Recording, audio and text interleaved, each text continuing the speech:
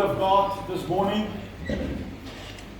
And seeing that this is a combined service, Afrikaans and English-speaking Christians, children of God together,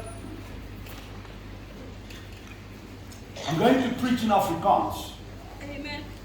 Thank you. Is that okay with you? Amen. Okay.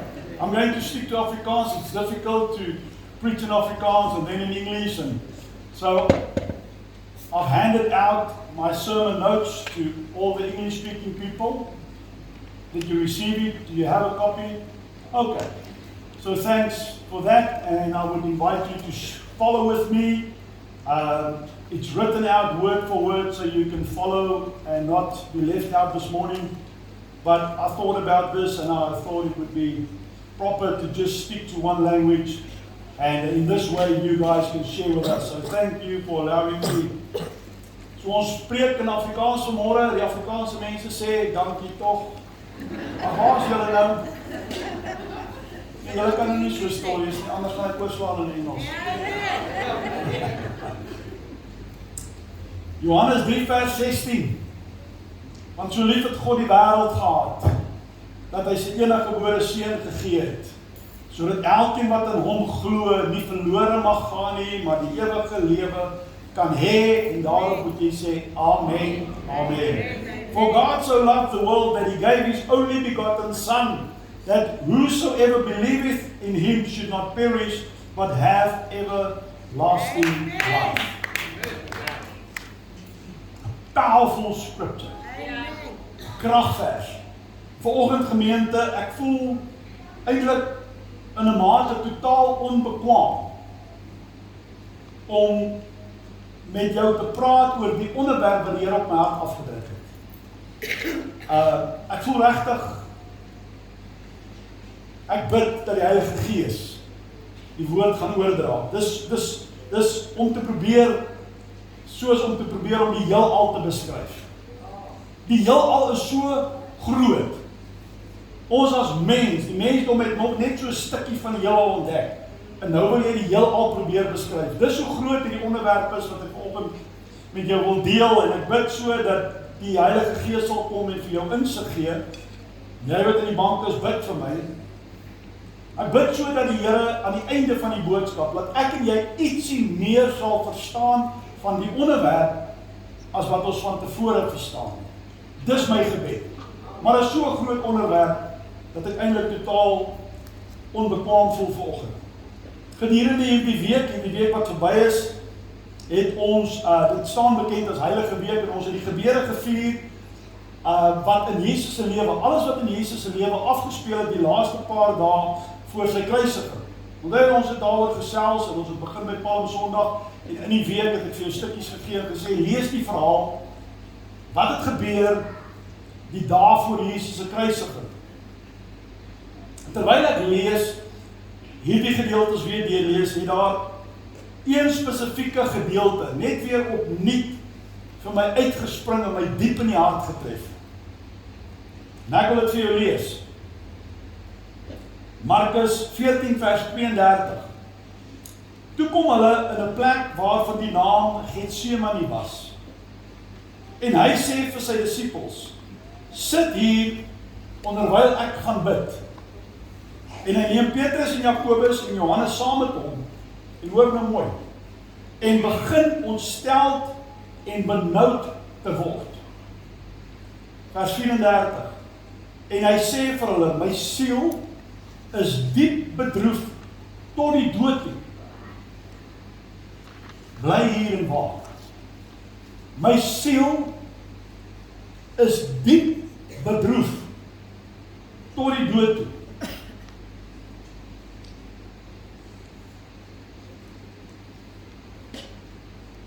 Wie van julle was al doodsbenoud?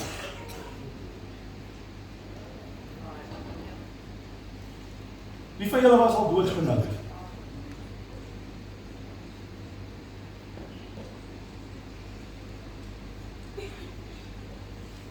Kan ek jou hand sien?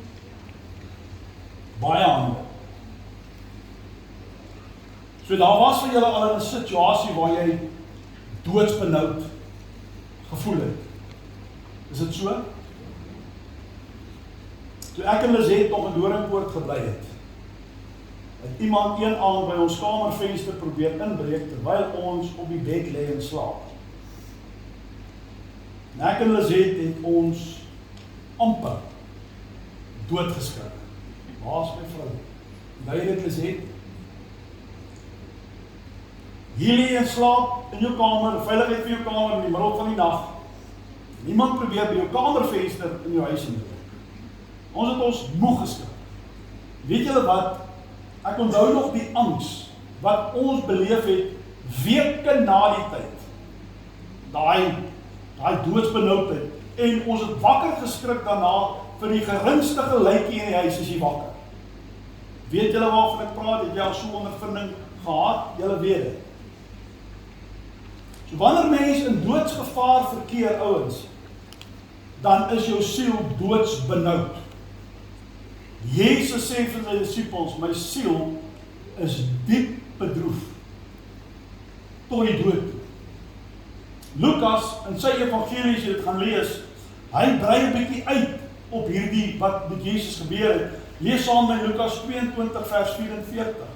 En toe hy in 'n sware stryd kom, het hy met groter inspanning gebid en sy sweet het geword soos bloeddruppels wat op die grond val. Ons ken dit, ons het al gelees. Weet julle wat, hier's twee moontlikhede, as jy dit nou wil ontleed en eksegese doen, wat staan hier? Hier's twee moontlikhede. Lukas was self 'n geneesheer. Kyk, hy was self 'n dokter. So of Lukas het vir ons probeer 'n vergelyking tref en probeer sê dat Jesus se sweet het net so dik en swaar geword soos bloed. Soos sy sweet van sy gesig af gedrup het, net so dik en swaar soos bloed, so was dit, hy probeer 'n vergelyking tref. Dis die een opsie. Daar's ook 'n ander moontlikheid. Of Lukas is besig om vir jou en my te beskryf, en hier's nou 'n mediese term wat ek reg wil uitspreek, hematidrose.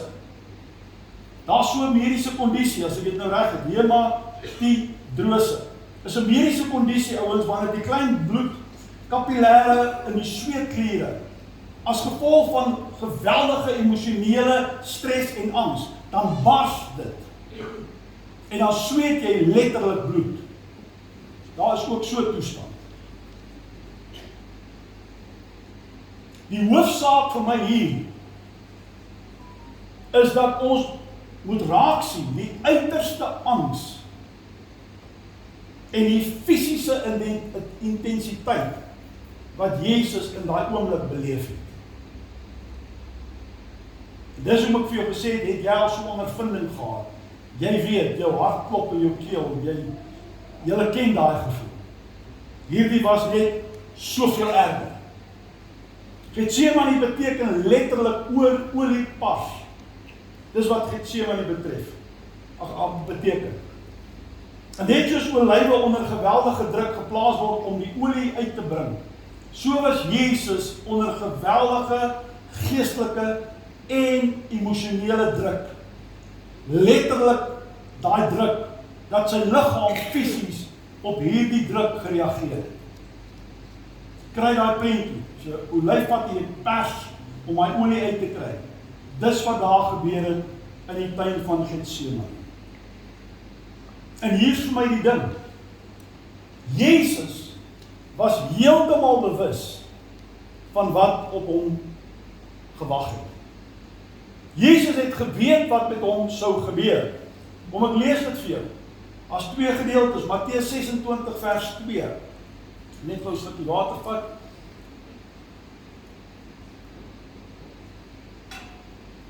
Matteus 26 vers 2. Jesus praat met sy disippels. Hy sê, julle weet, dat oor 2 dae die pas gaan kom. Dan word die seun van die mens oorgelewer om gekruisig te word. Dit sê Jesus vir sy disippels al die Woensdag voor die Vrydag. Hy sê, julle weet, oor 2 dae is dit pas gaan. En dan word ek, die seun van die mens, dan word ek oorgegee om gekruisig te word. Hy het geweet. Dan is daar nog 'n versie. En ek haal net weer 'n stukkie aan, Johannes 8 vers 4. En omdat Jesus alles geweet het wat oor hom sou kom. Gaan jy met my saamstem? Die aand toe hy gebid het, het hy geweet wat op hom wag, nou binne enkele oomblikke en die volgende dag. Stem jy saam? Jesus het geweet. Geen wonder, sy angs roep na God in daardie oomblikke. En hoor nou wil ek vir die vers lees wat my opnuut aangegryp het, toe ek hierdie verhaal gelees het. Markus 14 vers 35. En toe hy 'n bietjie verder gegaan het, val hy op die grond en bid, hoor nou, as dit moontlik was, die uur by hom sou verbygaan. Jesus sê vir sy disippels, bly julle, ek bid, my siel is diep bedroef. Hy gaan 'n entjie verder, hy val op sy aangesig en hy bid, as dit moontlik was, dat hierdie uur, dit wat nou moet gebeur, by hom verby sal gaan. Vers 36, en hy sê, Abba, dis die Aramees vir Vader, Vader, alle dinge is by u moontlik. Neem hierdie beker van my weg. Neem hierdie beker van my weg. Vader, alles is moontlik by u. Neem hierdie beker weg. Dit swak my in my hart. Jesus het geweet dat hulle op hom sou spoeg. Hy het geweet dat hulle hom in die gesig gaan slaan met die vuis en dat hulle hom gaan slaan met stokke. Hy het geweet. Hy het geweet van die doringkroon wat op sy hoof gaan inpas. Hy het geweet van die geeseling wat gaan kom. Hy het geweet van die spykers. Hy het dit geweet. Daarom in die oomblik van sy grootste angs en benoudheid roep hy. En hy beroep hom op God Almagtig. Hy is in die moeilikheid. Ek en jy weet, as ons werklik in die moeilikheid is, wat elke tyd van ons lewe, maar spesiaal wanneer jy in die moeilikheid is, na wie toe roep jy? Daar's een, jy roep na God. Jy beroep jou op hom. Hy, by wie niks onmoontlik is. En Jesus in hierdie oomblikke beroep hom op God die Vader, die Almagtig, en hy sê, by U is niks onmoontlik, die Vader, neem hierdie beker weg. Want God kon dit wegneem. Stem jy saam? Kan ek hierdie stukkie so bietjie in my eie woorde omsit? En dit vir jou so stel. Waar Jesus bid en hy sê, my Vader, in ons taal, Pa. Jesus would cry to his Father in heaven. And if I put it in our language, he would say, Dad, Pa, Vader, U kan alles doen. En ek weet, U het my geroep vir hierdie opdrag nog voor die grondlegging van die aarde. Ek weet dit. Maar ek sien die kans vir dit wat voor lê. Asseblief, my Vader, asseblief, neem hierdie beker weg. Neem dit weg. Dan moet 'n ander plan wees. Maak 'n ander plan. Dink jy dis soos Jesus gebid het? Ek het dit in ons terme uitgedruk. Dis wat in sy hart aangegaan het. Onthou, hy was volkome mens. Wanneer ek en jy in doodsgevaar, jy sal skree na God. Asseblief, Here, God, red my. Asseblief, Here, by U is niks onmoontlik nie. Red my. Kry daai prentjie in jou hart. Weet ons, Jesus se gebed het nie daar geëindig nie. Ons weet dit. Ons weet hy het gesê, nogtans nie wat ek wil nie, maar laat U wil geskied. Ons weet dis waar die gebed geëindig het. Maar ek wil net gehad dat jy moet 'n kykie kry in wat Jesus in daai oomblik in Getsemane deurgemaak het. Toe hy presies geweet het wat op hom wag en hy tot God gebid het en hom op God beroep het en gesê, Vader, as dit moontlik is, kom ons maak 'n ander plan.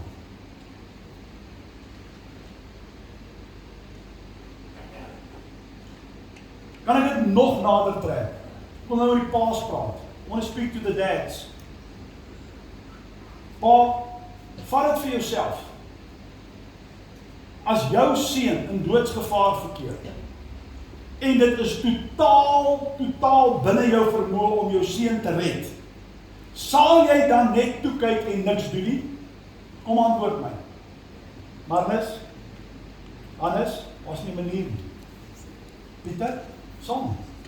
As jou seun in doodsgevaar verkeer, en dis binne jou vermoë om jou seun te red, sal jy waaragtig nie stil staan en niks doen nie. Jy sal jou kind red. As ek reg paas, kan ek jou hand sien. Verseker. Kom ek vertel jou 'n storie. Ware verhaal. In hierdie hoofstraat hier af, ry Pieter en Ian, my twee seuns, eendag, hulle ry voor, ek ry gelukkig. Kom nie sê toevallig nie, ek ry gelukkig agter hulle in my kar. 'n Ander voertuig probeer hulle van die pad afjaag, van die pad afstoot. En ouens, ek sien dit, en toe ek dit sien, my liewe hemel, toe staan daar iets om my op. En ek jaag met my voertuig tussen daai twee karre, tussen die kar wat hulle van die pad af wil ry, en my seuns, ek jaag tussen hulle, en toe daai ou nog dink hy klim uit, en hy dink, hy gaan nog iets doen. Toe was ek slaggereed vir hom. Ek was in war mode. En ek beloof vir jou, daai ou se tweede gekom het daai dag, maar ek dink my hele houding, het daai ou laat omdraai in sy kar klim en hy het weggejaag. Ek was in my lewe nog nooit so gereed vir 'n fight nie. Daar's 'n Pieter vra. Dit het gebeur. Ouers, pa en ma, Melinda, wat sal jy nie vir jou kinders doen? Ons praat dan van die paas, check die maas. Vat aan 'n kind, dan check jy daai ma. Kyk, 'n vrou is, ja, kom ons sê dit nou net. Jy sal alles vir jou kind doen. Ouers, kom nou, kyk my in die oë, jy sal alles vir jou kind doen. As jou kind siek is, sal jy jou kind se siekte dra as jy kon. Wie sal dit nie doen nie? Jy sal sê, Here, gee vir my die siekte, maak my kind net gesond. Jy sal alles vir jou kind doen. Jesus sou 'n verskriklike dood sterf. Die Bybel beskryf dit in gruisame terme. Ek hou nie daarvan om oor die kruisiging te preek nie, die fisiese, die wreedheid. Ek sukkel om daaroor te preek, maar vanoggend wil ek vir jou iets sê. Kom ek lees die Bybel. Kom ek sê vir jou hoe die Bybel dit stel. Lees saam met my. Jesaja 53 vers 3. Jesus sou 'n verskriklike dood sterf. Hy het presies geweet wat op hom wag. En hoor hoe beskryf die Bybel dit. Hy was verag en deur die mense verlaat, 'n man van smarte en bekend met krankheid. Ja, soos een vir wie 'n mens sy gelaat verberg. Hy was verag en ons het hom nie geag nie. Nogtans het hy ons krankhede op hom geneem en ons smarte, die het hy gedra. Maar ons het hom gehou vir een wat geplaag, deur God geslaan en verdruk was. Vers 5. Maar hy is ter wille van ons oortredinge deurboor. Ouers, wat beteken dit? Staan vir 'n oomblik stil en kry die prentjie. Spykers deur die gewrigte. Nie soos die prentjies wys deur die hand nie, dis te sag, dit sal uitskeer. Deur die gewrig, deur die pols. Spykers deur die enkelbeen, deur die enkel gekap. Nie in die voet nie.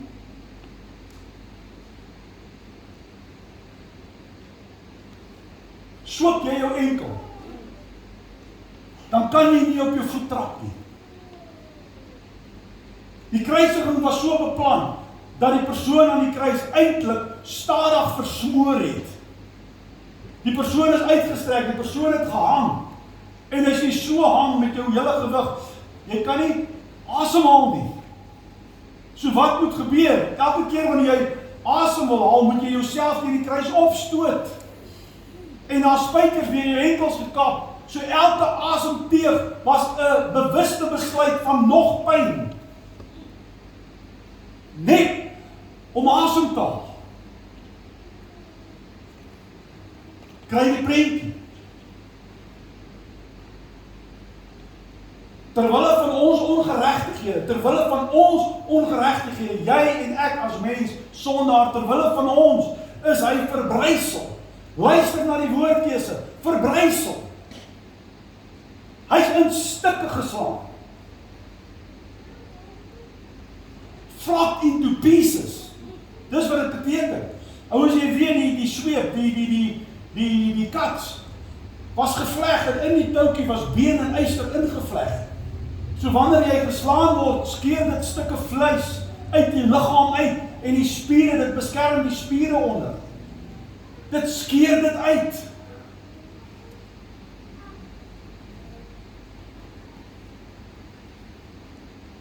Jesus was later onkenbaar. Hy het nie meer soos 'n mens gelyk nie. Die straf wat vir ons die vrede aanbring was op hom. En deur sy wonde het daar vir ons genesing gekom. Psalm 22 vers 15. Lees hierdie psalm. Soveel honderde jare geskryf voordat die kruisiging metode eers ontdek is of uitgedink is. Is Psalm 22 geskryf. Vers 15 sê: Ek is uitgestort soos water.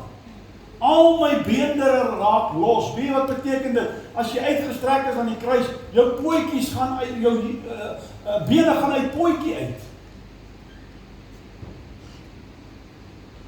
Al my beendere raak los. My hart het soos was geword. Dit het gesmeld binne in my ingewande. Daar's kommentare as jy gaan lees, dan sê hulle vir jou, dis baie moontlik dat die rede hoekom Jesus gesterf het, een van die hoofredes is dat sy hart gebars het. Vandaar die water en bloed, dis baie moontlik in so 'n toestand. My hart het soos was geword, dit het gesmeld binne my ingewande. My krag is verdroog soos 'n potskerp en my tong kleef aan my verhemelte. U lê my neer in die stof van die dood. En dan vers 18, al my beendere kan ek tel. As jy uitgestrek word aan die kruis, word jou ribbe sigbaar.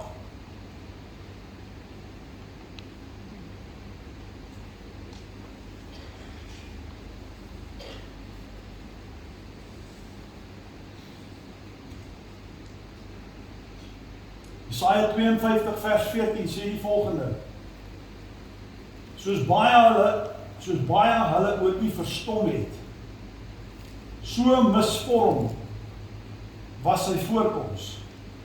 Geen mens meer nie, en sy gestalte was nie soos die van 'n mensekind nie. Jesus het geweet, dis wat gaan kom. Verstaan jy sy angs? Verstaan jy bloeddruppels wat so dik en swaar word soos bloed, of sweetdruppels wat so dik en swaar word soos bloed? Verstaan jy sy angs? Verstaan jy dat hy sê, Vader, by U is alles moontlik, neem hierdie beker van my weg. My siel is diep bedroef tot die dood toe. Jesus het geweet wat op hom wag. Luister nou mooi. God die Vader het geweet, hy sou moes toekyk. Nou kom die vraag, en dit is die kern van my boodskap. Hoekom? En hoe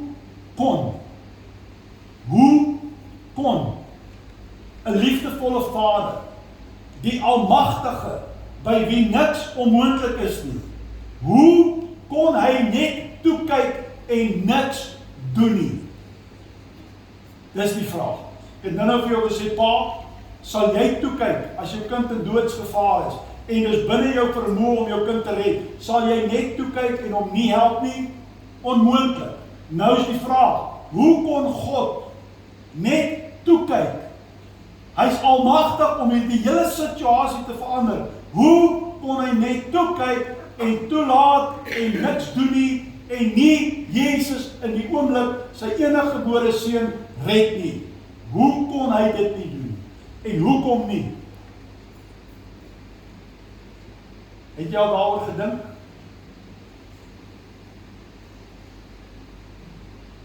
Ek wil vir 'n oomblik weer, dan gaan ek klaar maak. Ek wil vir 'n oomblik weer, ouers, ek wil julle weer in die prentjie inbring. Ek wil vir jou 'n prentjie skets, ek probeer vir jou 'n boodskap oordra. Ek moet vir jou iets in jou gedagtes gee, waarna toe jy kan relate. Dit is Afrikaans, jou self mee vir jouself. Dink vir 'n oomblik, pa, ma, jou kind moet een of ander pynlike prosedure ondergaan. En vir een of ander rede kan die kind nie narkose kry nie. Dit werk nie so nie, daar's een of ander rede, maar jou kind moet deur een of ander pynlike prosedure gaan, sonder narkose, want dit kan nie anders nie. Die vorige aand sit julle in die kamer en julle bespreek, en julle sê vir mekaar, weet jy wat my kind, ons weet dit gaan seer wees, maar al gaan dit seer wees, ons wil hê jy moet uithou, want dis die beste oplossing vir jou probleem. Gelukkig kom die dokters die volgende dag en hulle sê vir jou, meneer, mevrou, julle kan by haar bed staan terwyl hulle die prosedure doen. Julle kan bystaan, julle hoef nie buite te staan nie, julle kan binne in die kamer staan. En hulle begin met die prosedure en jy sien die pyn en die angs op jou kind se gesig en dit word erger en erger, soveel so dat jou kind later op die top van haar stem of sy stem skree van die pyn. Sê jy nou vir my, ek is oortuig daarvan, pa, ma, en ergens in daai oomblik, want dit raak net erger, ergens in daai oomblik gaan jy sê, dokters, stop! Daar moet 'n ander manier wees. Maar my kind kan nie deur hierdie pyn gaan. Is ek reg, ouers? Hoe laat God toe dat hulle 'n doringkroon vleg en op Jesus se kop inpers? Hoe laat hy toe dat hulle met riete hom op sy kop slaan? Hoe laat God die Vader toe dat hulle Jesus se baard uitpluk?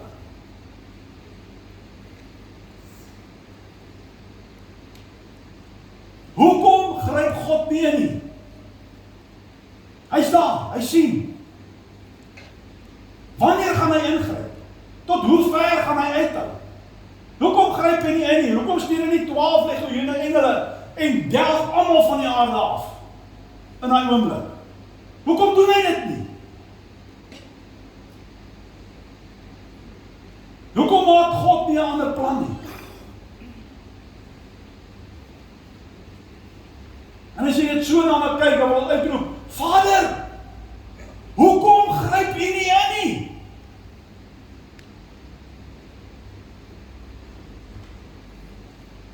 Daar's 'n antwoord.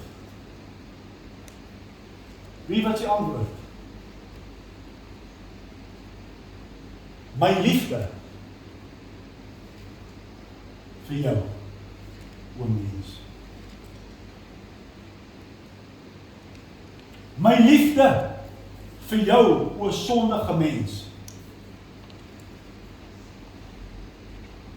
Jy wat verlore is in sonde, ek, God die Vader, ek soek jou terug.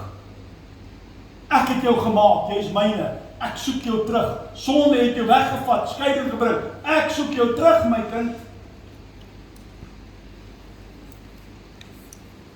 En ek sal my aangesig, sal ek van my enige gebore seun af wegdraai.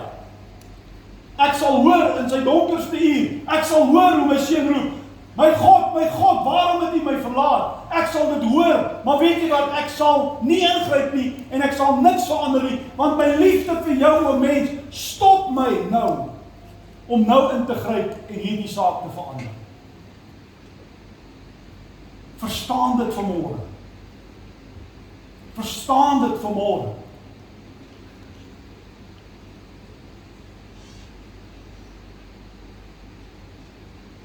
Jou redding, my redding, was vir God so belangrik.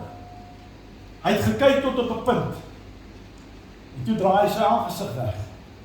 En Jesus in sy diepste nood, roep uit, my God, waarom het U my verlaat? En God die Vader, wat by magte is om nou in te gryp en dit te stop, doen dit nie. Wat stop hom? Sy liefde. Sy liefde. Mag ons iets verstaan vanoggend van die liefde van die Here. Dis die boodskap waaroor ek met jou wil praat. Dis hierdie groot tema. God se liefde is so groot. Hoe beskryf jy dit? Johannes 3 vers 16. Want so lief het God die wêreld gehad. Hoe lief? So lief dat hy nie ingegryp het nie. Dat hy Jesus se gebed, neem die beker by my weg, nie beantwoord het nie. omdat dit sy plan was, dat ek en jy moet gered word. So lief. So lief. Mag daai versie wat ek en jy so ken uit ons hart uit ons kop uit ken, mag dit iets vir jou begin beteken. Want so lief het God die wêreld gehad. Ons hoor gereeld hoe mense oor God dink. As jy luister hoe mense oor God dink, dan vra mense die vraag, het julle al gehoor, hoe kan 'n God van liefde dit en dit toelaat? Het julle dit al gehoor? Hoe kan 'n God van liefde mense in die hel gooi? Het julle dit al gehoor? Jesus Christus sterf aan die kruis van Golgotha, hierdie wrede kruisdood, juis om mense van die hel te red. God gooi niemand in die hel nie. Jou sonde sal jou daar laat beland. Jou rebellie sal jou daar laat beland, nie God nie. As jy kyk na Jesus aan die kruis van Golgotha, gemeente, dan sien jy liefde. En steeds verstaan ons nie eers, ons het so 'n stukkie van dit. Ek dank die Here dat eendag in die hemele, wanneer ons hom gaan sien, van aangesig tot aangesig, en ons in die teenwoordigheid van liefde gaan staan, gaan ons volkome weet wat liefde is. Ek glo dit met my hele hart en ek sien uit daarna. Ek wil weet alles van liefde af, want dit is liefde. Jesus het uitgeroep, dit is volbring. Hy het ook gebid, Vader, nogtans nie my wil nie, maar U wil. En hy het daai beker gedrink tot op die bodem. En hy roep uit, dit is volbring. Daarna het hy gesterwe, en daarna is hy begrawe. 3 dae later het hy opgestaan uit die dode. Hy het opgevaar na die hemele, waar hy sit vandag aan die regterhand van God die Vader. Hy is besig om ons plek te berei, van waar hy weer gaan kom om ons te kom haal, om vir ewig by hom te kan woon. Dis waar die verhaal eindig. En dis wat ek en jy vandag vier, wanneer ons by hierdie nagmaaltafel gaan aansit. Dis wat ons vandag vier. Hierdie liefde van God. Ons het baie keer ouens nie geduld met ander nie. Ons sukkel baie keer met geduld teenoor ander mense. Ons sukkel baie keer met liefde teenoor ander mense, veral jou vyande.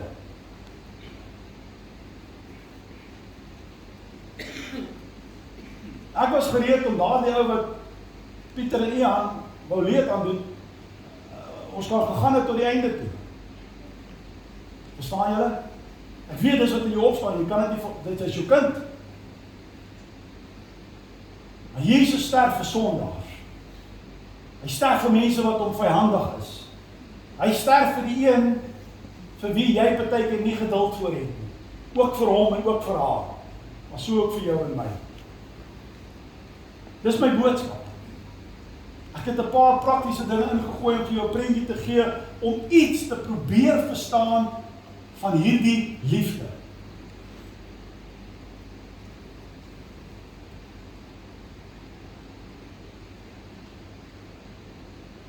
En nou gaan ons by die nagmaaltafel aansit. En vandag val die klem op liefde. En ek wil vir jou vra, julle kan op om, wanneer jy vandag van hierdie brood neem en hierdie beker, as jy nie in jou eie woorde net sê, Here, Jesus, dankie dat U deurgegaan het, wat U deurgegaan het. Jesus het ook nie gestop nie. Dankie vir U liefde. Dankie dat U my, sit U naam daar, ook so lief gehad, en steeds het.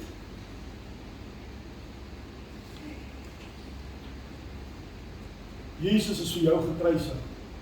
Jesus is vir my gekruisig. Ek het Vrydag vir jou gesê, ons is almal uitgenooi, as het gegaan het oor status, as het gegaan het oor rykdom, as het gegaan het oor kennis, het die Here by my verbygestaan. Niemand is uitgesluit nie. Onthou julle, almal wat dors het kom. Dit was Vrydag se klem. Almal wat dors het kom, almal is genooi. Vanoggend gaan jy neem van die tafel sê, dankie Here vir die liefde. Thank you, Father, for your amazing, undescribable love. Thank you that you loved me before the foundations of the earth. Amen. Thank you, Jesus, that you did not bail out. You knew exactly what was coming. You went through. You drank the cup. You said, Lord, not my will. Father, not my will, your will. You called out, it is finished. Father, you didn't intervene. You didn't stop the proceedings. Your love hindered you not to intercede, not to bring an end to the crucifixion. You were driven by love.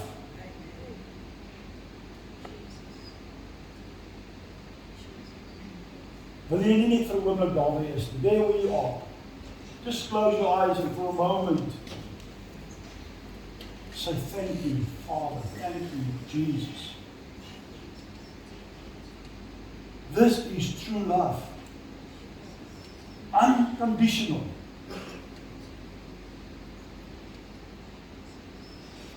Thank you, Jesus, that you died this horrible death. Thank you, Father, that you loved the world so much you gave your only Son. This morning we worship you. We are the recipients of your love. And our hearts are overjoyed. And our words fall short to describe how we are feeling in this moment, to describe our gratitude. But Lord, as we partake and eat and drink,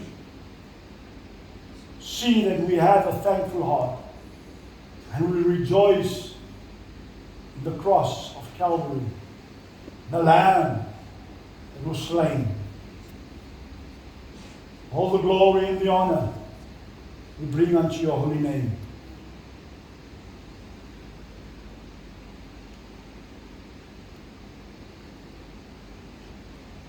As they were eating,